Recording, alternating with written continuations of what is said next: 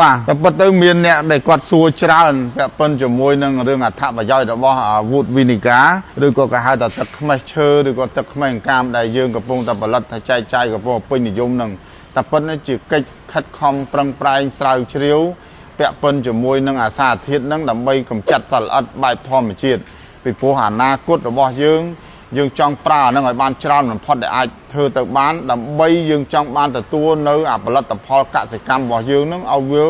បែបធម្មជាតិឲ្យកាន់តែច្រើនបំផុតដើម្បីយើងយកទៅប្រកួតប្រជែងទៅដល់ថ្នាក់អន្តរជាតិបាទពិសេសបំផុតគឺយើងគិតគូរទៅដល់អ្នកដែលទទួលទានតែម្ដងពីព្រោះកាលណាដែលកាត់បន្ថយគីមីតើយើងយកអីមកជំនួសបើអត់អីជំនួសទេយើងមិនបានអញ្ចឹងឥឡូវនេះឃើញថាអត្ថប្រយោជន៍របស់បែបអាធម្មជាតិហ្នឹងកាលពីដើមឡើយយើងធ្វើជាមួយស្ដៅធ្វើមួយថ្នាំជក់ធ្វើមួយអីប៉ុន្តែឥឡូវនេះយើងបានយកពពួកដែលទឹកខ្មេះអង្កាមឬក៏គេហៅថាពួកទឹកខ្មេះឈើដើម្បីយកមកផលិតដើម្បីយកមកដាក់បញ្ចូលទៅក្នុងសារធាតុមួយចំនួនសម្បីតែយើងបានកំពុងតែផលិតជាមួយនឹងជីទឹកជីអីហ្នឹងក៏យើងបានបញ្ចូលជាភាគរយដើម្បីជួយកាត់បន្ថយការសត្វល្អិតនឹងតែម្ដងអញ្ចឹង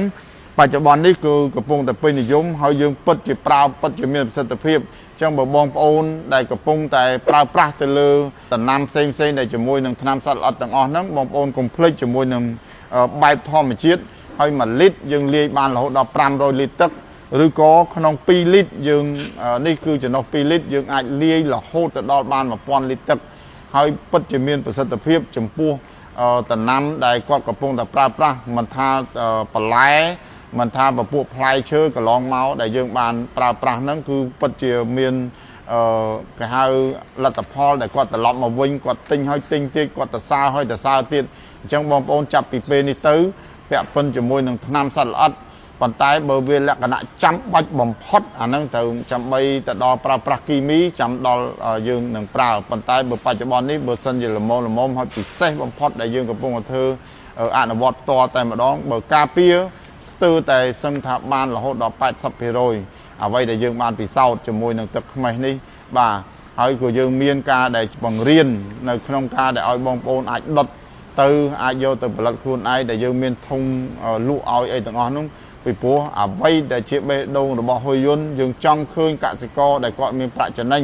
មិនមែនធ្វើកសិកម្មគ្រាន់តែល្អមើលទេយើងចង់ឃើញកសិករដែលគាត់ធ្វើកសិកម្មមានប្រាក់ចំណេញហើយពង្រីកខ្លួនពិតជាអាចដោះស្រាយរាល់បញ្ហាដែលបងប្អូនកំពុងតែជួបប្រទះមិនថាសត្វល្អិតមិនថាពាក់ព័ន្ធជាមួយក្រាពាក់ព័ន្ធជាមួយអី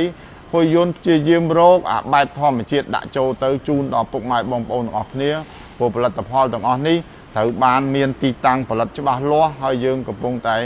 ជួយទៅដល់កសិករដែលគាត់មិនបារម្ភអំពីពាក់ព័ន្ធជាមួយនឹងសុខភាពមិនថាអ្នកប្រើប្រាស់ឬក៏អ្នកទទួលទានទេអញ្ចឹងទឹកខ្មេះ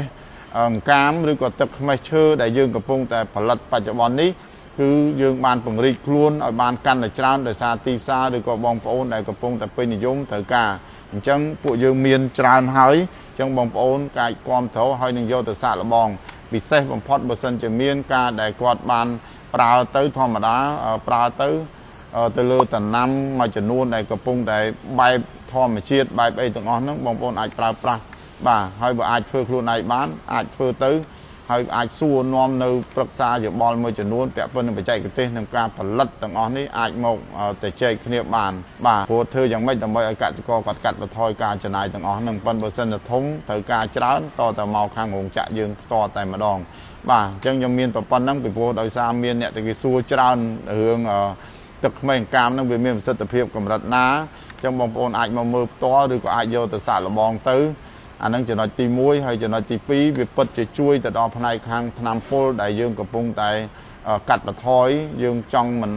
មិនចង់ប្រើគីមីទាំងអស់ហ្នឹងបងប្អូនប្រើសាកល្បងអានេះទៅតើកាត់បន្ថយបានពិតប្រាកដមែនអត់អាចយកទៅតេស្តមើលសាកល្បងមើលហើយប្រសិទ្ធភាពល្អមែនទែនអ្វីដែលយើងបានដាក់ទៅឲ្យពួកគាត់ប្រើប្រាស់ហើយតម្លៃពិតជាសមរម្យហើយពិតជាផលិតនៅក្នុងស្រុកខ្មែរប៉ុន្តែជំនាញទាំងអស់នេះគឺពិតជាជំនាញដែលយើងបានសិក្សាស្រាវជ្រាវដៃគូសហការមួយយើងមួយចំនួនបាទអញ្ចឹងសង្ឃឹមថាពួកយើងនឹងជោគជ័យទាំងអស់គ្នាបាទអរគុណ